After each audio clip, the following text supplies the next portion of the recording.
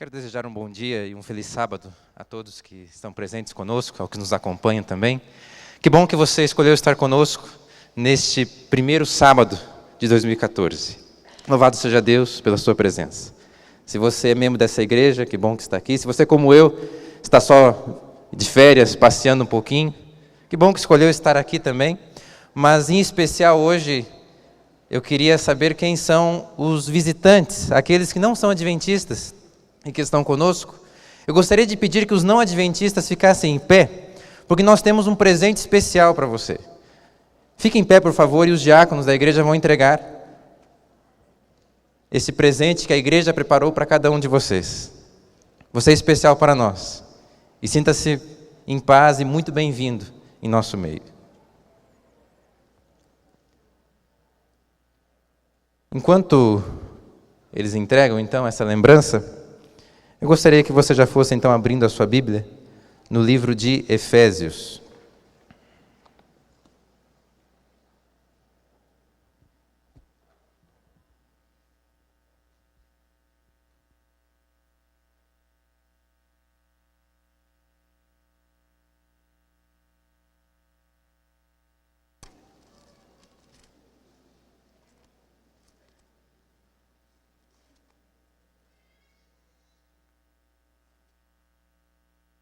Livro de Efésios,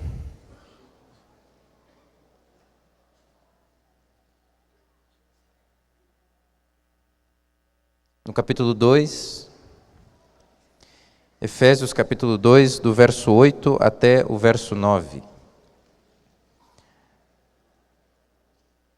Imagino que muitos já devem ter lido em algum momento ou conhecem esse texto. Efésios 2, capítulo 8 e 9.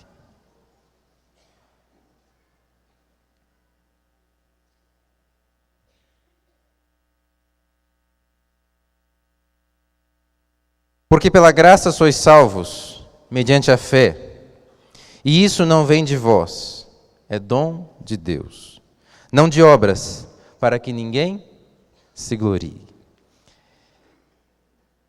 Esse dilema entre graça e obras é algo que, vamos dizer, que incomodou muito a igreja cristã por toda a sua existência.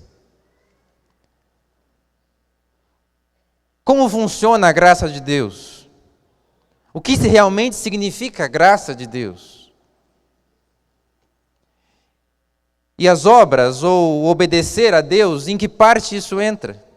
Qual o valor? Isso influencia, não influencia? Eu preciso, não preciso? Afeta ou não afeta a salvação? Foi um dilema que sempre incomodou um pouco a igreja. Na época dos apóstolos, você já vê uma confusão quanto a esse tema. Principalmente com Paulo e com Pedro, em que enfrentam os problemas da circuncisão. Se o povo deveria ou não deveria. Um concílio é feito com a primeira igreja, a igreja apostólica, para definir, afinal, se precisavam, se não precisavam, o que era a fé, como a graça era alcançada. Depois você pega todo o período da Idade Média em que essa doutrina é completamente esquecida. E vem a reforma para tão somente tentar restaurar essa ideia de graça, de justificação unicamente pela fé. Passa a reforma, surge a nossa igreja, e ainda em nossa igreja, dificuldades com essa doutrina apareceram. A mais conhecida, a mais famosa, a conferência de 1888, onde esse tema foi completamente abordado e confusões, uns defendendo de um lado, outros de outro. E afinal, somos salvos pela graça? Somos salvos por aquilo que fazemos? Alcançamos a salvação unicamente por crer em Deus? Unicamente por ser fiéis a Deus? Ou precisamos fazer algo, mudar alguma coisa, alcançar algum tipo de benefício com Deus para então sermos salvos? Paulo, que é o autor da Bíblia que mais vai falar sobre graça, e que no Novo Testamento vai tecer praticamente toda essa teologia, Paulo fala que somos salvos pela graça de Deus mediante a fé. Agora, quem foi Paulo?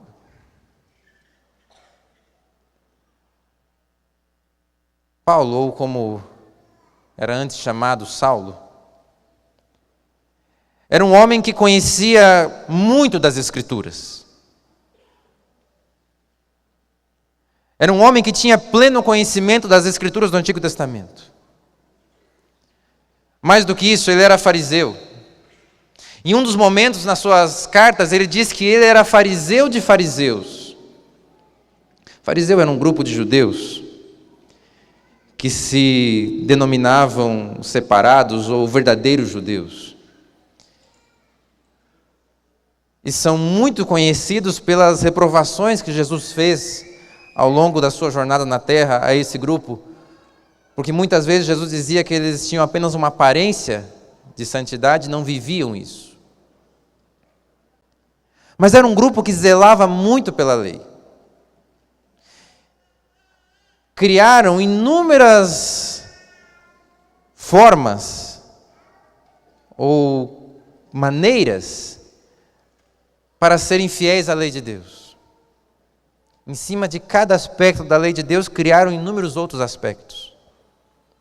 Era um povo zeloso e extremo no cuidado em servir a lei. E Paulo era desse grupo, fariseu de fariseus. E agora o mais interessante é que esse homem, que cresceu nesse meio, que viveu nesse meio, um doutor nesse meio, esse homem agora vem e escreve: pela graça sois salvos, mediante a fé, não de obras, para que ninguém se glorie. É uma mudança muito grande no pensamento de uma pessoa. É uma forma muito diferente de interpretar alguma coisa. E porque Paulo experimentou por completo essa graça, ele pôde então fazer essa diferença. E eu gostaria então de convidar você a comigo estudar um pouquinho, refletir um pouquinho nesses versos, para entender esse pensamento de Paulo, ou tentar entender esse pensamento de Paulo, e tentar compreender essa mudança que houve na vida desse apóstolo de Jesus. Um homem que zelava por ser completamente fiel e se honrava naquilo que era, naquilo que aparentava ser, agora vem dizer que isso não vale nada, porque ninguém pode se gloriar nisso. Sois salvos pela graça de Deus, mediante a fé, e isso não vem de vós, é dom de Deus. Alguns confundem um pouco a interprtação desse texto sobre o que ele está dizendo como dom. O dom é a fé ou o dom é a graça? A graça é o dom. Mas eu queria falar um pouquinho sobre fé antes, porque é através dela que se alcança a graça. Eu não quero me demorar nesse tema, porque eu já falei um pouquinho disso no domingo, para não misturar os sermões ou parecer a mesma coisa. Mas é importante, e nas minhas reflexões eu tenho pensado muito sobre o tema da fé, porque afinal é tudo para nós. É através dela que encontramos a Deus, é através dela que conhecemos a Deus, é através dela que alcançamos a salvação. Fé é a certeza de coisas que se esperam e convicção daquilo que não se vê. Fé é acreditar em um Deus que eu não posso ver, é conversar com um Deus que eu não posso ouvir, é tocar um Deus que é intangível. Em suma, é alcançar alguém que está além dos nossos limites. Fé é contemplar aquele que é invisível. Isso Deus pede de nós, afinal, sem fé é impossível agradar a Deus. E se nós entendemos de forma plena, ou pelo menos começamos a entender o que realmente é fé e o papel que a fé tem na vida de um cristão, nós começamos a entender o que Paulo quis dizer aqui. Porque fé não está baseado em nada que é visível. Eu não vejo a Deus, eu não posso basear naquilo que eu estou vendo. Fé vai além disso. E assim, por fé ser algo que não se vê, ela não tem muito a ver com obras, ou com coisas que eu faço, ou com coisas que alguém faz. Tampouco tem a ver com coisas que eu recebo. Muitos querem orientar ou basear a sua fé em milagres, em bênçãos recebidas de Deus, ou coisas que por aí vão. É verdade que Deus faz coisas grandiosas, E se fôssemos para parar um pouquinho e começar a pensar em tudo que Deus já fez por nós, em nossa história, talvez gastaríamos aqui um bom tempo contando os milagres de Deus. Às vezes milagres grandes, sobrenaturais até, e outros simples, mas onde vemos realmente que é a atuação de Deus. No entanto, há algumas vezes em que parece que Deus está em silêncio. Há ou não há algumas vezes que você se pergunta onde Deus está, ou o que aconteceu com Ele, por que Ele não me responde, por que Ele não fala comigo? E aí nesse momento sobra apenas a fé. Por isso, fé não pode se basear em coisas visíveis, porque elas não acontecem o tempo todo. A fé se baseia naquele que é invisível, e a fé aumenta, ela cresce pela palavra de Deus. Quanto mais eu entro em contato com essa palavra, quanto mais eu conheço a Deus, e a única forma de conhecê-lo é através da Bíblia. E o problema é que muitos querem conhecer a Deus, mas de qualquer outra maneira, de qualquer outra forma que não pela sua palavra. E não adianta procurar outro meio ou outro caminho, é aqui que Deus se revelou, é aqui que Deus mostra quem Ele é, e é por esse livro que Ele quer se comunicar conosco, quer que o conheçamos. Quanto mais o conhecemos, quanto mais nos aprofundamos nesse livro, mais nossa fé cresce. Fé, sim, é um dom de Deus, porque a Bíblia fala que Ele é o autor da fé. Mas é um dom que todos podem ter, mas que nem todos querem ter. Embora seja um dom que Deus conceda a todas as pessoas,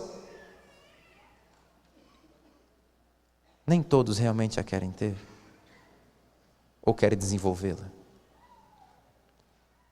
Nós vamos ver até um pouco disso na lição da Escola Sabatina, que a vida cristã é um processo de crescimento. Quando eu comecei a crer, quando eu conheci a Deus, eu estava em um nível. Conforme eu vou avançando, conforme o tempo vai passando, os anos vão passando, eu preciso crescer nesse nível. Eu não posso estar da mesma forma. Se eu permaneço da mesma forma como me batizei, ou como conheci a Deus, algo está errado. Algo não está certo.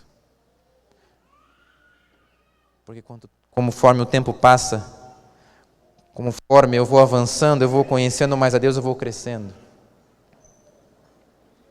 A fé é um dom que todos podem ter, mas infelizmente são poucos aqueles que realmente querem e que realmente se empenham em desenvolvê-la, se empenham em aprimorá-la.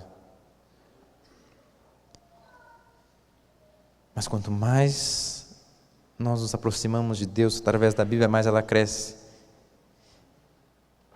E quando dúvidas e problemas surgem, e na nossa caminhada vão aparecer problemas, vão aparecer dificuldades e vão aparecer dúvidas.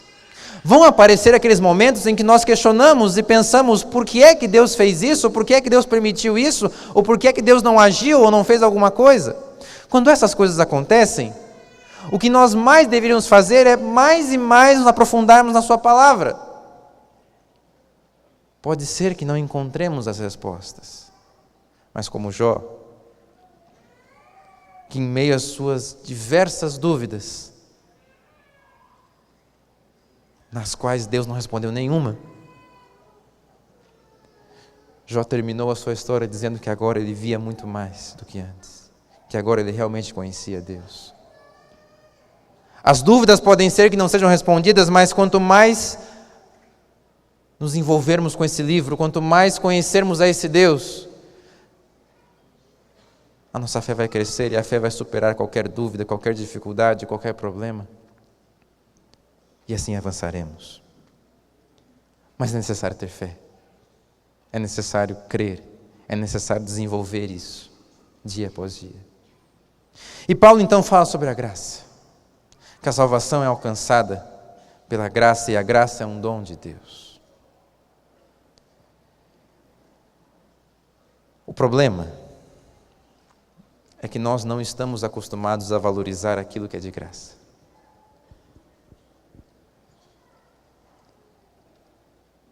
É verdade ou não é? Não estamos acostumados a valorizar aquilo que é de graça ou aquilo que vem para nós sem custo algum. A bem da verdade é que nós queremos pagar por aquilo que nós temos ou recebemos. E nós pensamos, se algo é de graça, então não importa tanto, é pequeno, não tem valor. Não conseguimos conceber a ideia de que uma coisa de graça pode realmente ter valor.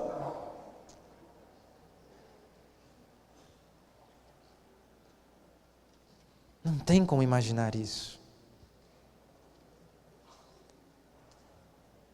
Porque tudo aquilo que realmente é importante, tudo aquilo que nós realmente precisamos, custa caro. E quando nós conflitamos então essa ideia de que aquilo que é importante custa caro e que agora Deus nos oferece a sua salvação e ela é de graça, inconscientemente nós não conseguimos aceitar isso. Ou não conseguimos entender isso, ou forçamos e tentamos fazer algo para compensar, entre aspas, a Deus por aquilo que Ele nos oferta. Se alguém te dá um presente valioso, a tua reação natural é, primeiro, achar que você não merece. Segundo, é tentar compensar a pessoa. E depois você vai comprar alguma coisa também e vai dar para essa pessoa. Porque você quer ficar quite com ela. Ela te deu algo, você dá algo também. Aí nós entramos no relacionamento com Deus e Deus nos oferta a sua graça, que é o seu dom mais precioso, conquistado pelo sangue de Jesus Cristo. Algo imensurável. E aí eu olho para mim e penso, o que é que eu posso dar então para esse Deus? E por mais que eu tente dar alguma coisa, por mais que eu tente fazer alguma coisa, eu me deparo com textos na palavra de Deus que dizem que até aquilo que de melhor eu faço, para Deus não é nada. O mesmo apóstolo Paulo, que se dizia fariseu de fariseus, um mestre, um doutor em seu tempo, esse mesmo apóstolo, em outro momento diz que ele renegava tudo aquilo que havia sido ou conquistado na terra por Cristo Jesus, e que todas essas coisas para ele não passavam de lixo, não eram nada, porque o que para ele importava mesmo agora era a graça de Deus. Como isso funciona? Como isso realmente acontece? Como que uma pessoa que viveu e se orgulhou de tudo o que fez, pôde se transformar a tal ponto? E agora Paulo fala que ela é de graça e não vem de nada que nós fazemos para que ninguém se glorie. A verdade é que ninguém se exalta na salvação. E a salvação nos mostra o quanto somos iguais a todas as pessoas.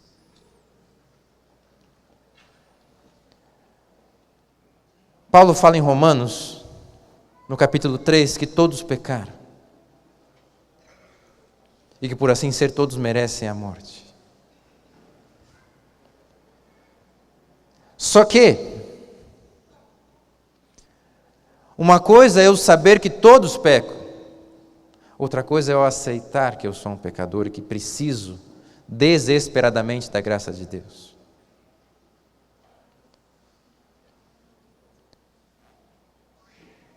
Tem uma frase que circula na internet por aí que diz o seguinte, que errar é humano, mas achar alguém para colocar a culpa é mais humano ainda. Sabe o que acontece?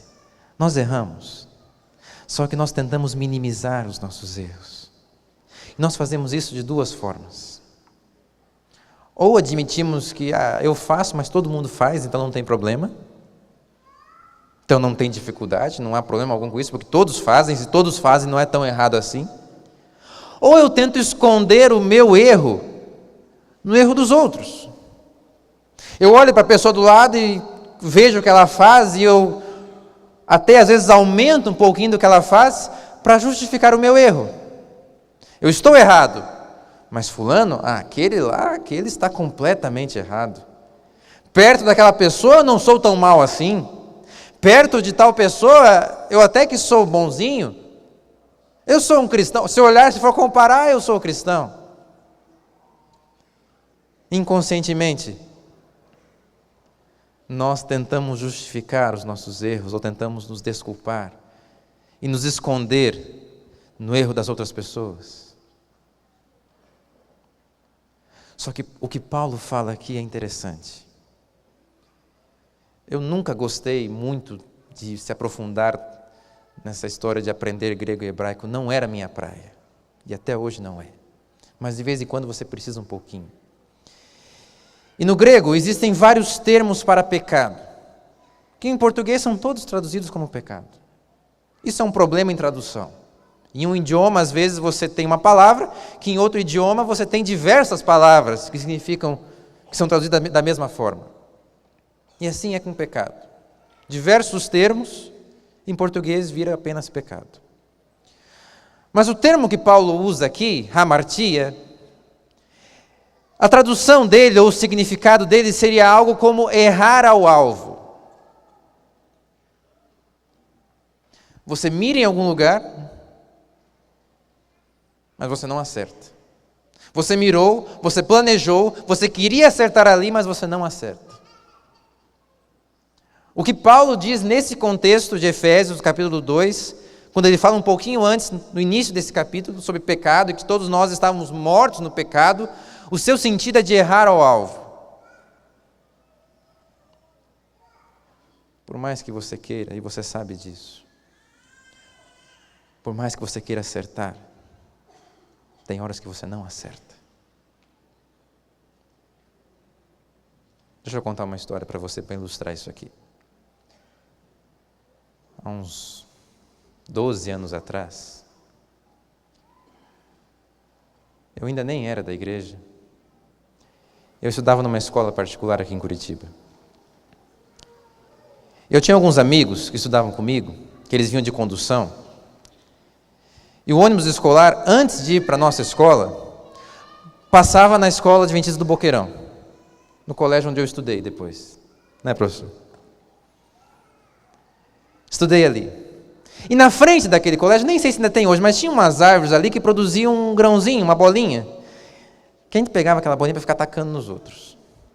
E aquele dia meus colegas, e eu não participei disso porque eu não pegava o ônibus ali, eu pegava depois, mas meus colegas pegaram um monte daquelas bolinhas na árvore e levaram para a escola. E nós começamos a pegar aquilo, eu tinha o quê? Eu devia ter uns 12, 13 anos naquela época, mas eu lembro até hoje. E nós começamos a atacar um no outro aquelas bolinhas, incomodando a aula inteira. E não tinha um da sala que não participou daquilo. E o problema de quem não está acostumado a aprontar e resolve aprontar é porque apronta errado. E esse era o meu caso. Porque eu peguei uma daquelas bolinhas e mirei certinho na cabeça de um colega meu. Para mim ia acertar em cheio na cabeça dele. Todos os cálculos na minha cabeça estavam certos. Era para acertar ali, mas eu errei. Graciosamente eu errei aquela bolinha. E ao invés de acertar na cabeça do meu colega, a bolinha foi direto na cabeça do professor. Eu nunca planejei acertar aquela bolinha ali. Jamais eu planejaria algo disso. Eu mirei no colega, mas errei. E por mais que eu quisesse acertar nele, eu errei. E foi na cabeça do professor. E aí o trem não ficou muito legal. A turma inteira quase desceu para conversar um pouquinho com a orientadora. Mas por que eu estou contando isso? Porque eu sei que você já fez coisas que você pensou, como é que eu fui fazer algo assim? Eu não planejei fazer isso, eu não queria fazer isso, eu queria alcançar um outro objetivo e quando eu vi, tudo deu errado. Talvez você olha hoje, você se enxerga como um marido ou como uma esposa e olha para o seu companheiro e pensa, eu queria tratá-lo diferente, eu queria ser diferente com ele, eu planejei ser diferente, eu sonhei diferente e de repente olha para mim e não me conheço. Eu começo a agir de forma completamente estranha àquilo que eu gostaria ou pensaria em ser. Ninguém, por exemplo, entra num casamento planejando se separar ou planejando ter uma relação completamente conturbada, de confusões todos os dias. Ninguém planeja isso, mas de repente acontece. Ou um pai que cria um filho e pensa em educá-lo e criá-lo com todo carinho e dedicação, E de repente, quando vê, a sua forma de criação levou o filho para caminhos completamente estranhos. Filho que se revolta, filho que não quer mais saber do pai. E você se pergunta, como é que eu fui fazer isso? Onde foi que eu errei? Eu planejei tudo com tanto amor, com tanto cuidado, e de repente, tudo saiu do rumo. Ou até mesmo você olha hoje para a sua vida como um cristão, e você pensa nas coisas que você está fazendo. Você se vê agora aqui na igreja, onde quer que você esteja ouvindo essa mensagem, e você olha um pouquinho e pensa em tudo aquilo que você sonhou, e tudo aquilo que você esperava ser quando se tornou um cristão. Sabe quando nós nos batizamos? Aquele primeiro amor, aquela empolgação por Cristo Jesus, onde nós queremos fazer tudo por Ele, e sonhamos e fazemos promessas a Deus naquele dia. Mas o tempo vai passando e de repente eu olho que alguma coisa saiu do prumo, que algo não está certo, que em algum momento a história saiu do seu trilho normal. E eu me pergunto, como foi que eu fui chegar a esse ponto? Isso é errar ao alvo. O próprio Paulo, um momento, declara isso. O que eu quero fazer, o bem que eu quero fazer, eu não faço. Mas o mal que eu não quero fazer, o mal que eu não planejo fazer, o mal que eu não sonho em fazer, é isso que eu faço. Miserável homem que sou. E às vezes eu olho e penso assim, Paulo, que foi esse apóstolo tão grande, que fez tantas coisas por Deus, pregou a diversos povos, é o autor de mais da metade do Novo Testamento. Se Paulo se diz o maior dos pecadores, e eu sou o que então? Mas o problema é que nós temos um defeito que já vem conosco desde que nascemos. Quando Davi fala que pecado já foi concebido, Davi está falando de um defeito que nós já nascemos com ele, chamado pecado, ou natureza pecaminosa. E até que Cristo volte, onde aquilo que é incorruptível, ou melhor, aquilo que é corruptível se revestirá da incorruptibilidade, até que Cristo volte, isso vai continuar em mim. E eu vou continuar errando o alvo. E quando eu olho desse prisma, todos nós estamos iguais, somos iguais. Todos nós estamos no mesmo barco. Ninguém é melhor do que ninguém. Ninguém é diferente. Todos nós somos pecadores. Todos nós estamos errando ao alvo. E todos nós carecemos da glória de Deus. Por isso que na salvação ninguém se gloria. Por isso que na graça ninguém é maior do que ninguém. Ninguém é diferente do que ninguém. Porque todos nós estamos na mesma situação. E por isso, todos nós carecemos da glória de Deus para mudar essa história. Se não for a graça de Deus, se não for o poder de Deus, nada vai mudar. Se você for um pouquinho antes, no início do capítulo 2 de Efésios, um pouquinho antes desses versos que nós lemos, você vai encontrar Paulo dizendo que todos nós estávamos mortos no pecado. Mortos pelo pecado e mortos no pecado.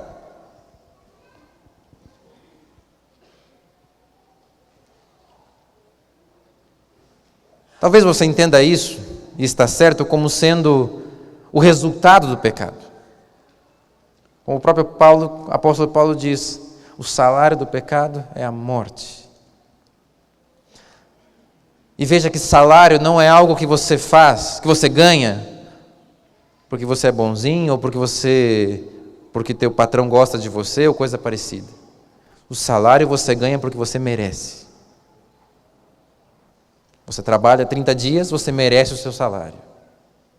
Talvez você não concorde com ele, mas aí é outra história. Todos nós pecamos. Por natureza já nascemos pecadores. Herdamos isso de Adão, a natureza pecaminosa. E por assim ser, todos nós merecemos a morte. Estamos mortos no pecado. Mas eu vejo também um outro aspecto nisso. Você já viu algum morto voltar à vida por si mesmo? Na Bíblia você encontra mortos que Cristo ressuscitou e que outras pessoas também, como Elias, ressuscitaram.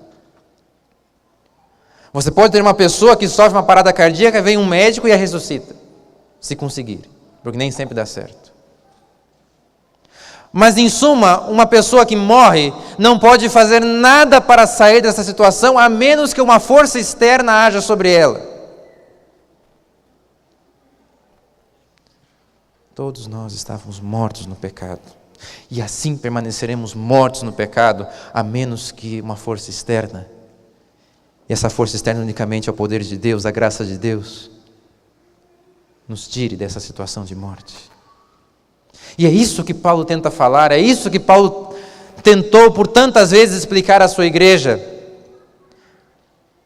Todos nós estamos mortos no pecado e não podemos fazer nada para mudar essa história. Você pode tentar ser a melhor pessoa desse mundo.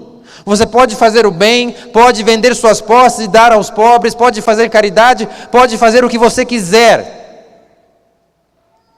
Mas nada vai mudar a sua situação de morte, a menos que a graça de Deus venha agir sobre você. A menos que a graça de Deus venha fazer algo sobre você. E essa graça, ela vem mediante a fé. O problema é quando nós queremos fazer algo para retribuir a Deus, quando nós queremos ser melhores do que os outros, ou queremos alcançar um sentido em nós para sermos salvos. E eu ouvi uma coisa aqui semana passada que eu achei muito interessante.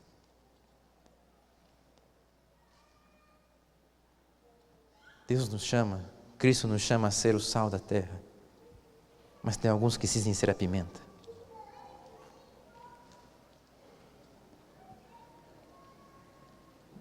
Quando nós estamos sob a graça de Deus, nós somos o sal. Nós realmente damos sabor ao mundo. O sabor correto. Mas como você disse aquele dia,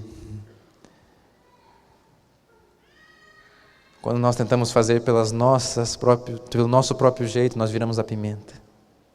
Damos até um tempero, mas não é o tempero que Deus nos pediu. E aí acontecem os diversos problemas.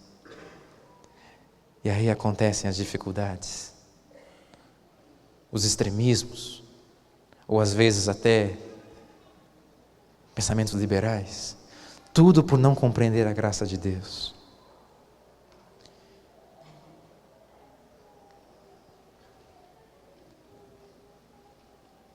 Mas a graça é um dom. A graça é um presente que Deus nos concede. Nós andávamos segundo os nossos próprios caminhos. E então Deus vem e opera em nosso favor.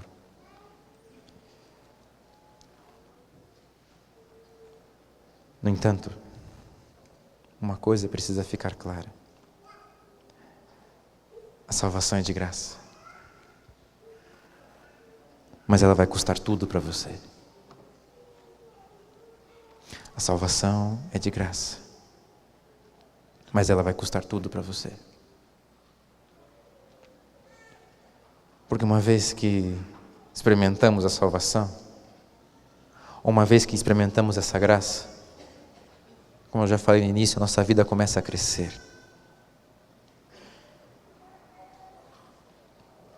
Podemos fazer e precisamos fazer algumas coisas, precisamos viver segundo a palavra de Deus. Não que isso vá acrescentar ou mudar alguma coisa, mas pelo que Deus fez em mim, é o mínimo que eu posso fazer por Ele. mas se eu for fiel a Deus eu vou para o céu? Não, você vai para o céu por causa da graça. Mas se você não for fiel... Eu gosto de ilustrar isso da seguinte forma. Eu tive um professor que tinha um método de avaliação muito interessante. Para ele, pelo menos. Toda a nota do semestre, os 10 pontos, estavam divididos em 2 provas de 5 pontos cada uma. Simples assim. Ia bem nas provas, você passou. Não ia. Só que, mesmo com essas 2 provas valendo toda a nota do semestre, ele ainda passava 3 livros para serem lidos e feitos uma resenha, e mais um trabalho para ser feito em grupo sobre algum tema que ele dava. E você me pergunta, mas espera aí, se a nota estava toda nas provas, o que valia esses trabalhos? Nada. Eu podia não fazer? Se eu não fizesse um, eu tinha que fazer o semestre de novo, porque aquilo não valia nada, mas não fazer me reprovava. Não valia 1/10 sequer, mas não fazer reprovava. Um sistema interessante. Mas me ensinou uma coisinha. Com Cristo Jesus, ser fiel a Ele não muda em nada a minha salvação, ou não muda em nada a forma como Ele me olha. Mas não fazer é diferente. Eu sou salvo pela graça dele. Mas a partir desse momento, eu preciso viver diferente. Eu preciso crescer. E crescendo, os erros ao alvo vão diminuindo. Eu vou continuar errando, mas eles vão diminuindo.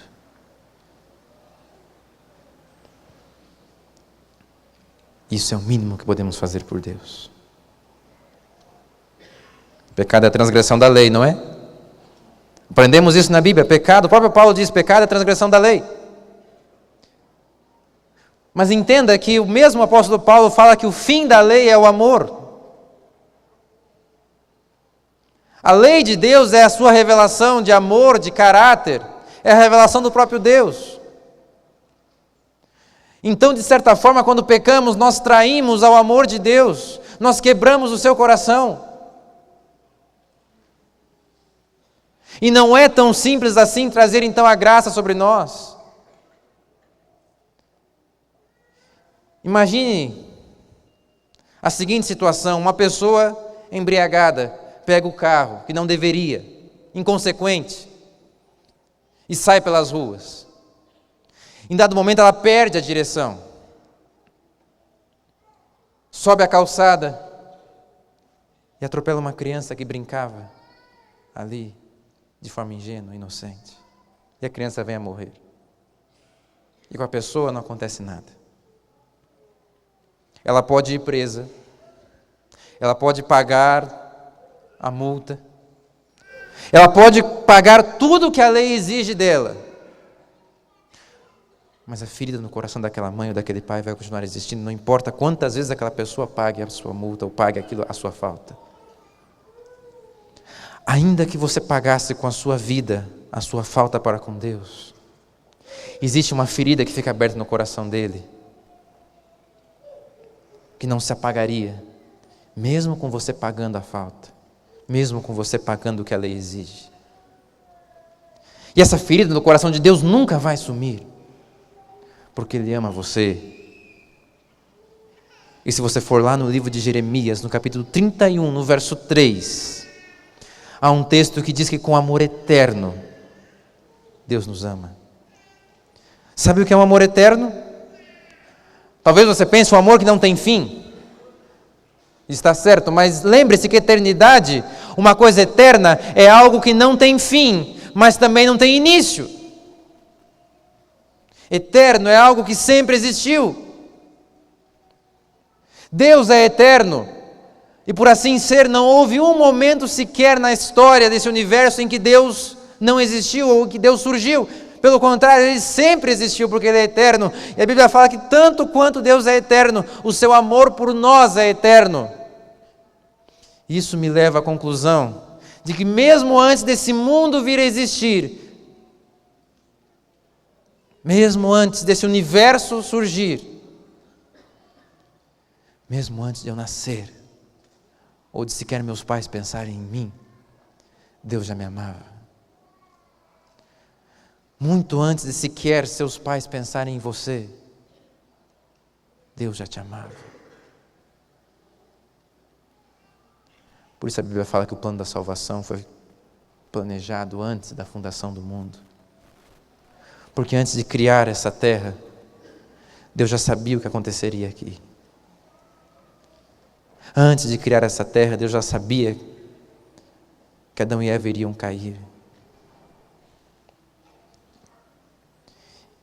E Ele sabia que para consertar, Ele precisaria derramar o seu sangue. Ele precisaria morrer. Deus sabia que tudo isso iria acontecer. E mesmo assim, Ele seguiu. Ele deixou a história seguir o seu rumo. E alguns pensam, não seria mais fácil Deus ter destruído tudo?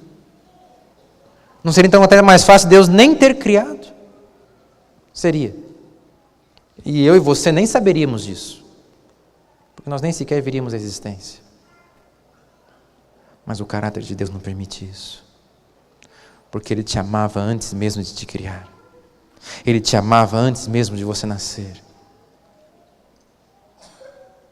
E não importa o que você faça, Ele vai te amar.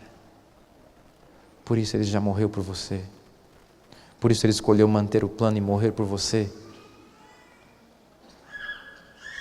Mesmo que você o rejeitasse, Ele oferece essa graça para você.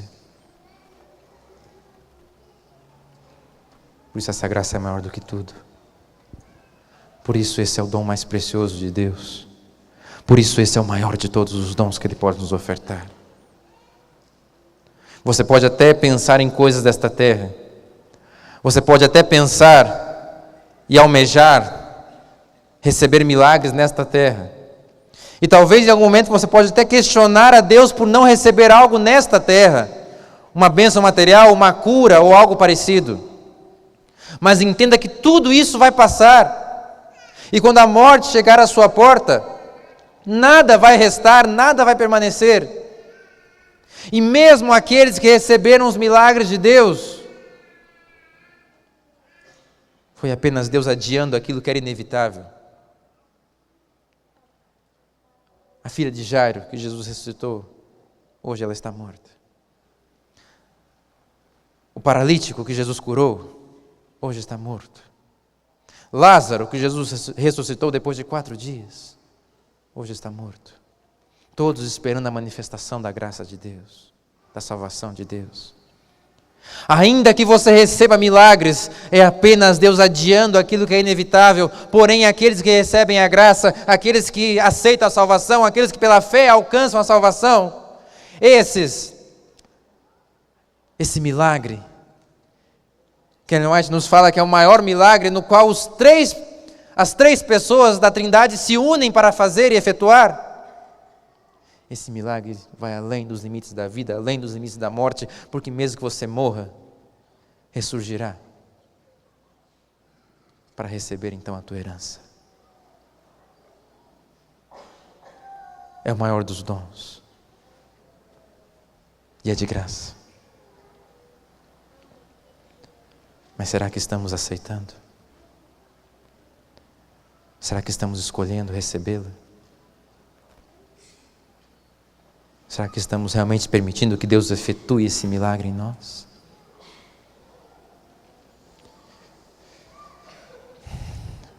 Fui pastor por 3 anos em Nanuque. Esse ano, agora, no finalzinho do ano, fui transferido. Agora, por último,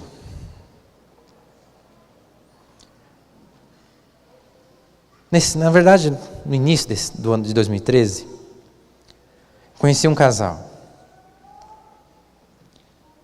Os dois por volta dos 60 a 65 anos de idade. Ele, numa cadeira de rodas, devido a um acidente de anos atrás. E eram sozinhos. E ela tinha que cuidar da casa, uma pequena casa que eles moravam, de 3 cômodos. Nem forro tinha.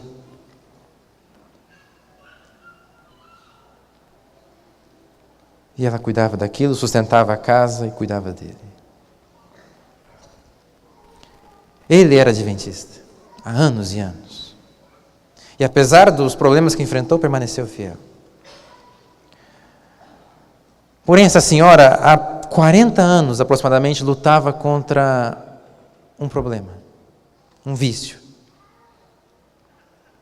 Por 40 anos ela tentava e tentava parar de fumar e não conseguia. Ia na igreja de vez em quando, começava a participar, mas de repente lembrava do seu vício. Ouvia as mensagens, queria aceitar os apelos, queria se batizar, mas lembrava do seu vício. E aquilo a deprimia.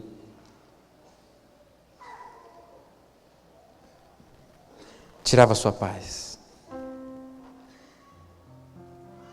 Olhava para o seu marido e pensava: eu preciso ser o arrimo dessa casa. Mas eu não consigo. É difícil demais para mim. Não tenho forças. Há 3 meses atrás, mais ou menos, ela ouviu uma mensagem na igreja que um dos meus anciãos pregou lá, falando sobre graça, falando sobre o poder de Deus, e que aqueles que conhecem essa verdade podem se libertar,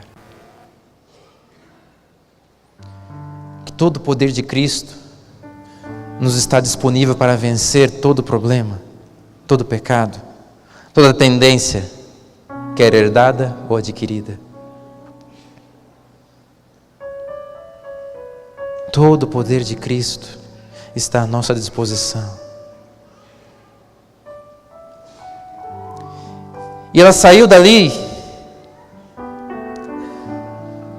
pensando: isso tem que ser verdade. E se isso é verdade, eu tenho que conseguir. Mas já tentei, estou há 40 anos tentando e não consigo. Porém, se Deus existe, e se essa graça é verdadeira, eu vou conseguir. Passou um dia, venceu. Passou 2 dias, venceu. 3 dias, 1 semana, 2 meses, nem um cigarro.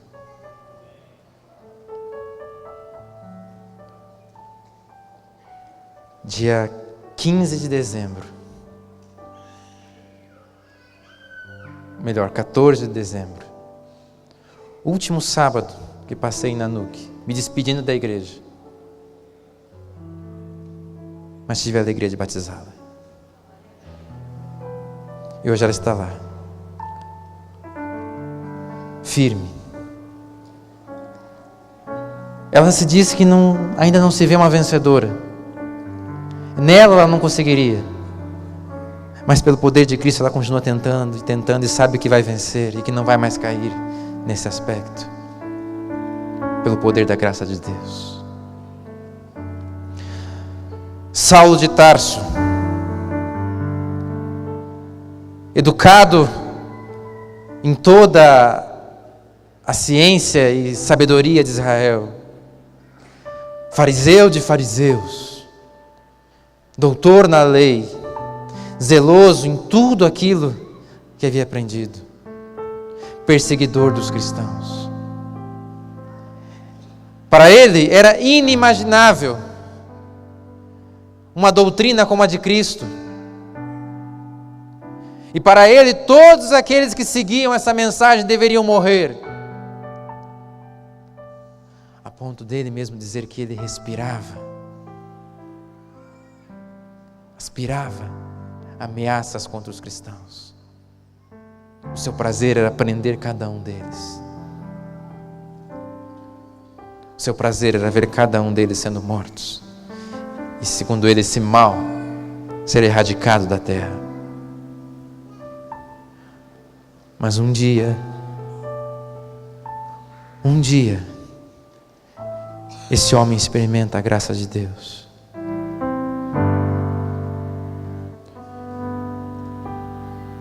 E o então Saulo de Tarso, o perseguidor,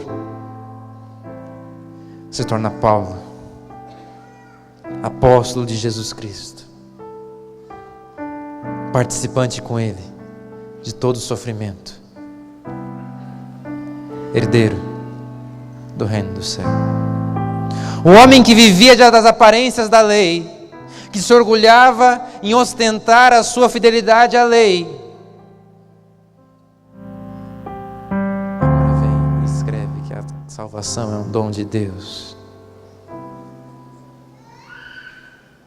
Vem de graça. Não de nada que venhamos a fazer ou tentar, porque ninguém se gloria nisso. Pelo contrário, tudo o que fazemos não é nada, é menos do que nada. Para Deus, nada vai mudar, nada vai fazer diferença. A única coisa que Ele quer é que eu me entregue a Ele pela fé, que eu dê uma chance para Ele, para que Ele efetue essa obra em mim, que eu dê uma chance para Ele, para que a graça entre em minha vida, que eu dê uma chance para que Jesus transforme o meu ser, que eu pare de resistir ou lutar por mim mesmo, que eu pare de tentar vencer pelas minhas próprias forças, que eu pare de tentar sozinho efetuar um milagre, mas que eu me renda por inteiro à sua graça, que eu me entregue por inteiro à sua graça, que eu me torne um completo dependente da graça de Deus.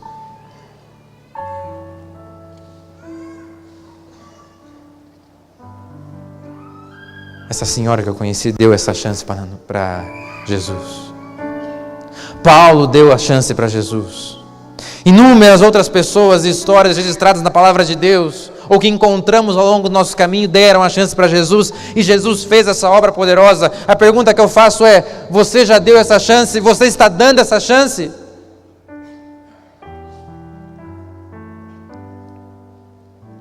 Vai permitir que Ele faça essa transformação na sua vida? Vai aceitar a graça? Reflita um pouco sobre isso. Pense um pouco sobre isso enquanto a música vai tocar. Reflita nessa mensagem.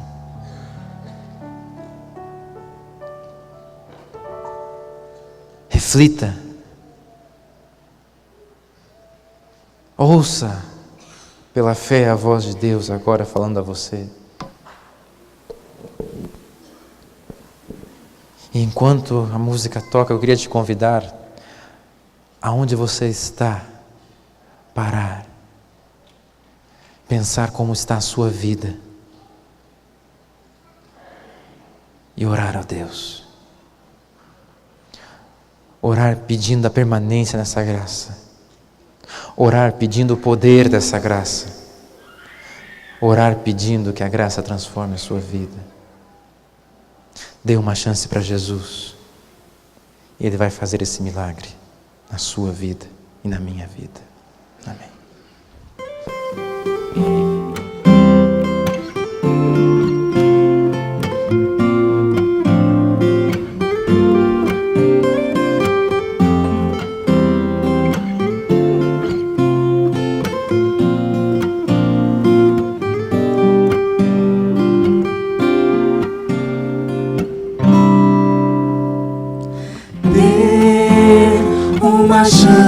pra Jesus e você vai encontrar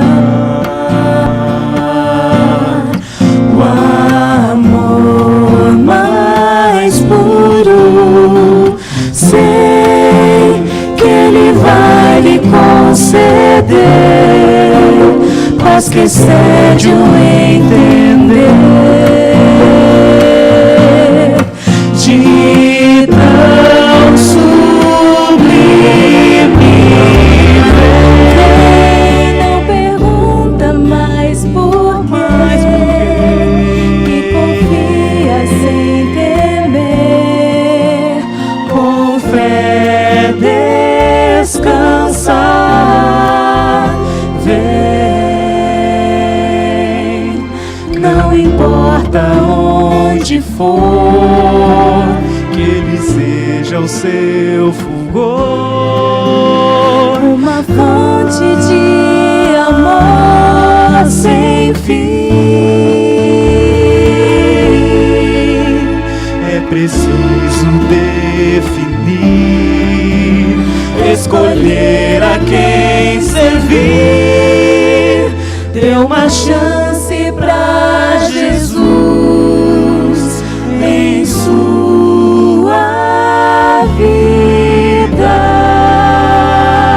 Vem, novo dia vai chegar, o que é sonho então será realidade.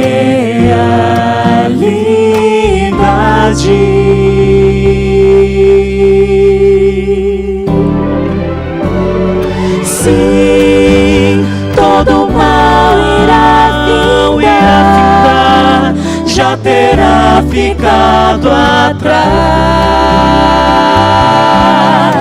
e sem lembrança vem, mesmo aflito e sem ninguém, é Jesus quem vai dizer: em mim descansar.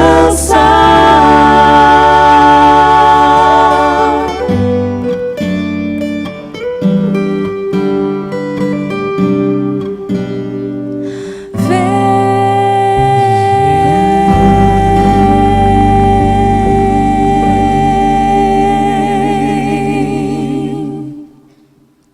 Amém. O salário do pecado é a morte, mas o dom gratuito de Deus é a vida eterna em Cristo Jesus.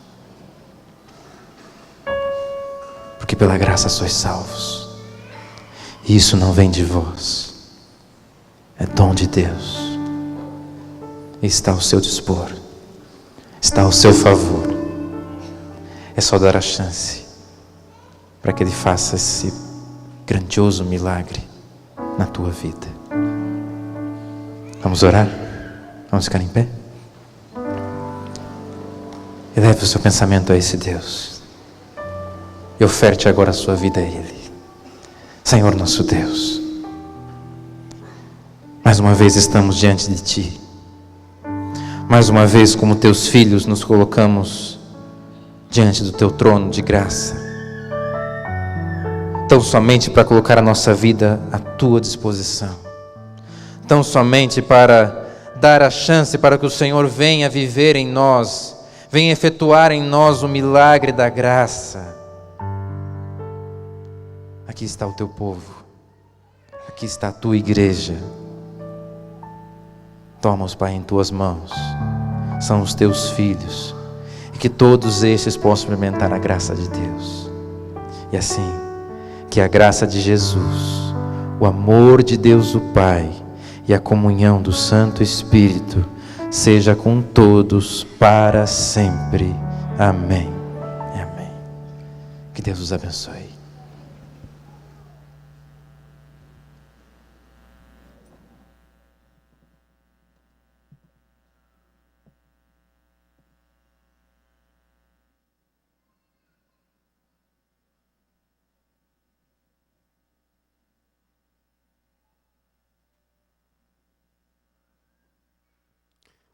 Bom dia Igreja Central. A nossa programação ainda continua.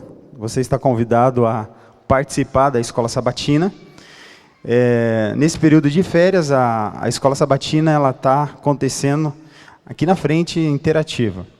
Então você vai estar tendo a oportunidade de estar participando com os nossos convidados aqui. Antes, eu queria dar alguns recados para a nossa igreja. Eu queria saber quantas visitas nós temos aqui na nossa igreja. Quantas visitas? Membros e não membros. Poderia levantar as mãos? Quantos visitantes? Ufa! Hoje, digamos que a maior parte dos nossos membros presentes são visitas. Né? Amém. E eu fiquei sabendo que tem gente da Bahia, é verdade? Quem é da Bahia aí?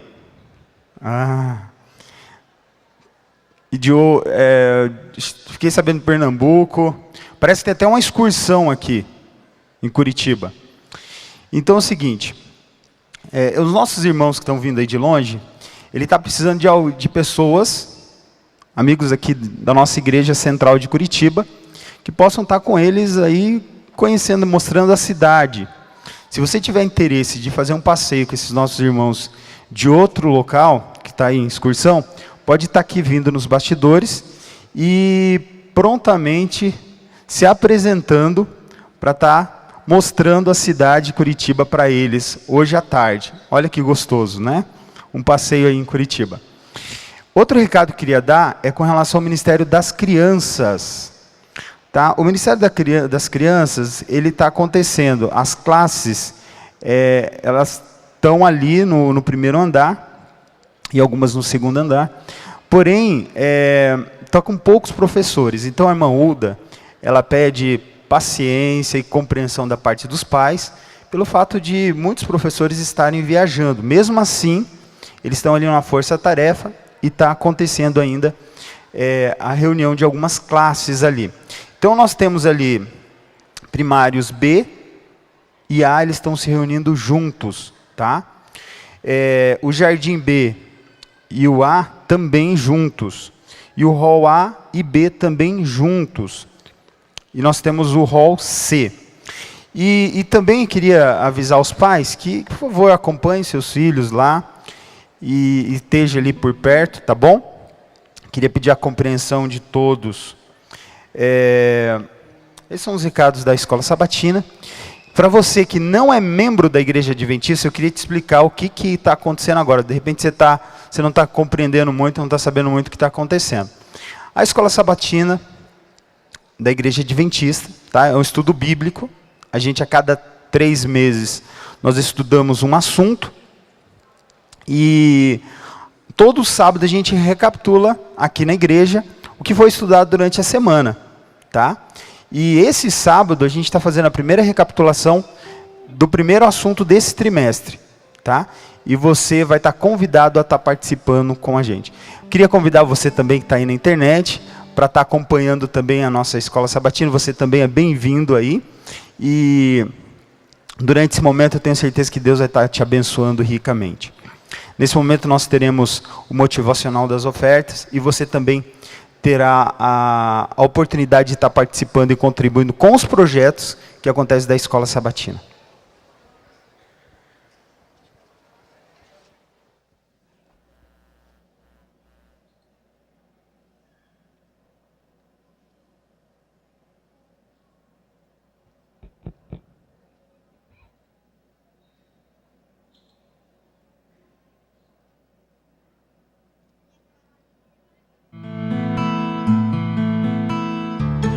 Informativo Mundial das Missões.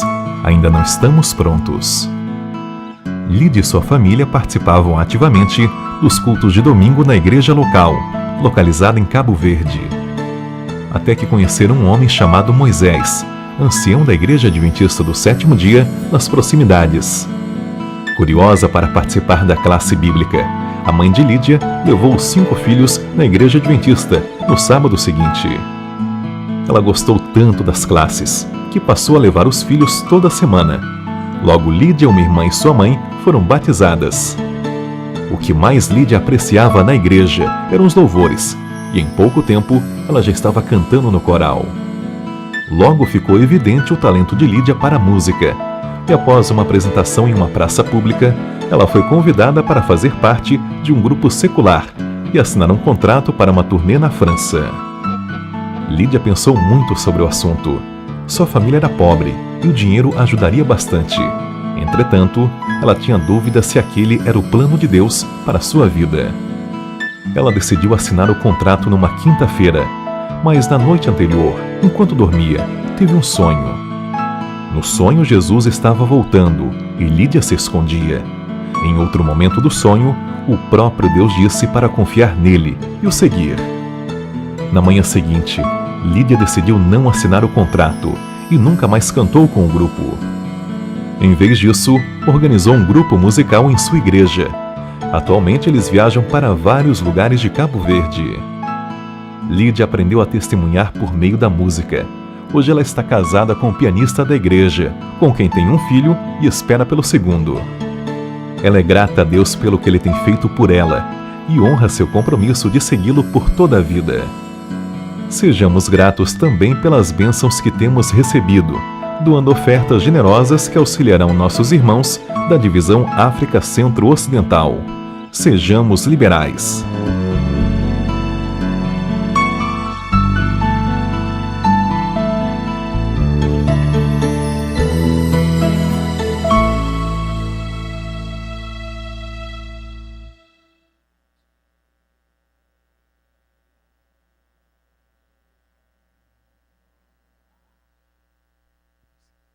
Nesse momento você tem a oportunidade de estar ofertando, trazendo aqui à frente. É importante a sua ajuda para que esses projetos possam acontecer. A gente vai dar um tempinho para você poder estar ofertando. E logo após teremos nosso louvor.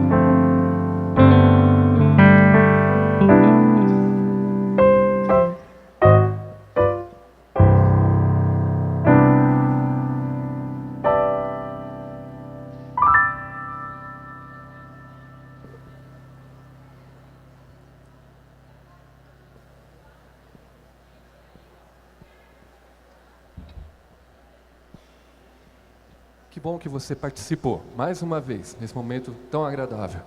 Vamos cantar essa música inteiramente fiel? Quem souber, cante as vozes.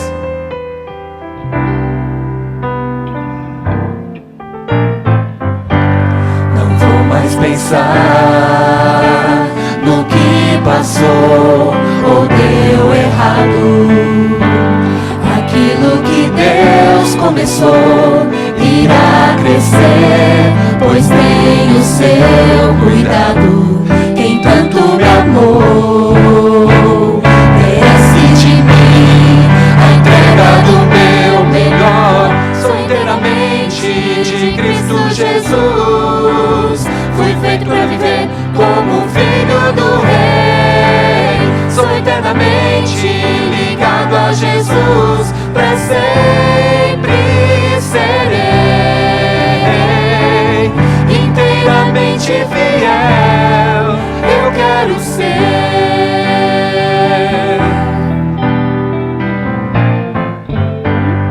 Eu sei de um lugar que está além do que é comum. A vida que existe lá não vai ter fim por causa de Jesus. Quem tanto me amou merece de mim a entrega do meu melhor. Sou inteiramente de Cristo Jesus.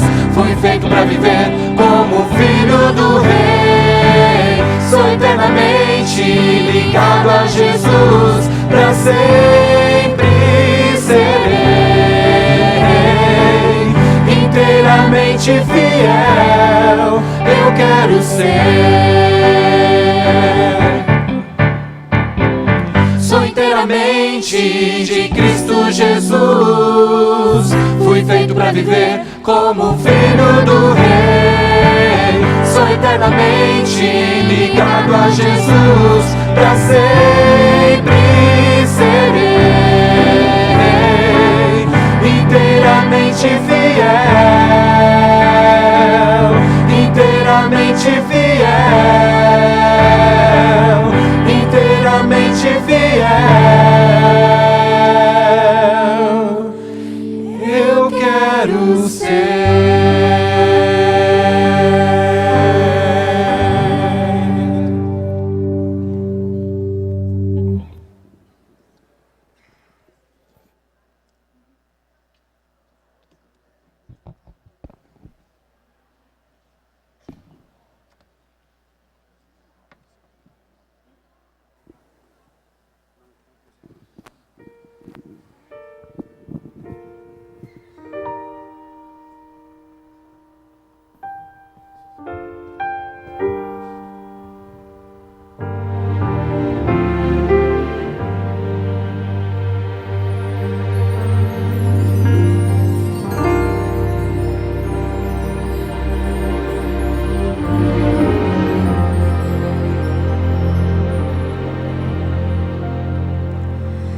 És filho de Deus.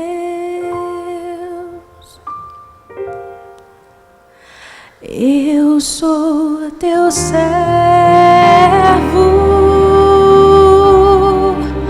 Tu és meu Rei, Senhor e Salvador.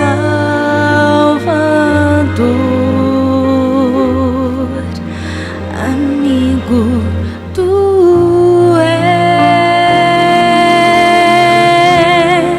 minha alegria e paz,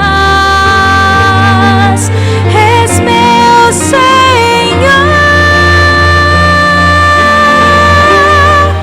o Filho de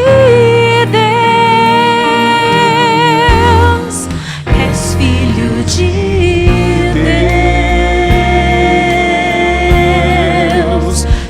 sou teu servo, tu és meu Rei, Senhor e Salvador, amigo tu és, minha alegria e paz.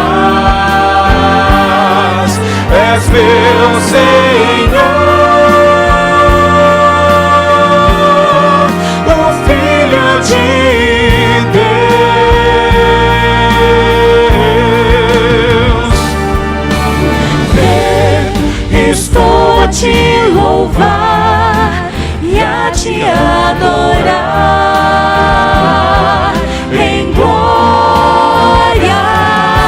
estou abrindo o coração ao reconhecer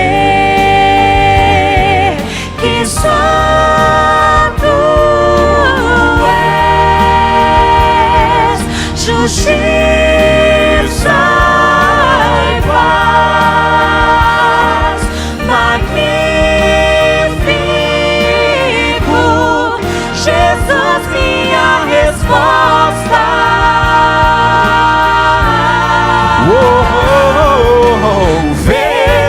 Estou a te louvar e a te adorar em glória. E estou abrindo o coração Ao reconhecer que só tu és justiça e paz, magnífico, Jesus, minha resposta. Jesus, minha resposta.